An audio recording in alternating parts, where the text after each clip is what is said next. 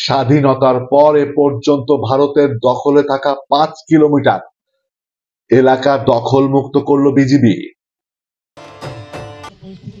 ঝিনাইদহের মহেশপুরের মাটিলা সীমান্তে বিএসএফ এর কাছ থেকে কোদলা নদীর 4.8 কিলোমিটার দখলমুক্ত করল বিজিবি। এ উপলক্ষে দুপুরে উপজেলার সীমান্তে মাটিলা বিওপি এলাকার মাটিলা সরকারি প্রাথমিক বিদ্যালয়ে এক সচেতনতা সভা অনুষ্ঠিত হয়। উক্ত সভায় মহেশপুরে ভারত সীমান্ত দিয়ে অবৈধ প্রবেশ, মাদক ও চোরা কারবারিদের প্রতিহত করা বিষয়ে অবহিতকরণ করা হয়। একই সাথে বাংলাদেশের অভ্যন্তরীণ কোদলা নদীর 4.8 কিলোমিটার বিএসএফ এর কাছ থেকে দখলমুক্ত করার বিষয়ে উপস্থাপন করা হয়।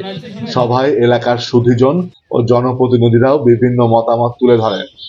স্থানীয় জনসাধারণ ও গণ্যমান্য ব্যক্তিবর্গের উপস্থিতিতে মতবিনিময় সভায় বক্তব্য রাখেন মহেশপুরের 58 ব্যাটালিয়ন বিজিবির অধিনায়ক লেফটেন্যান্ট কর্নেল আজিজুস শহীদ।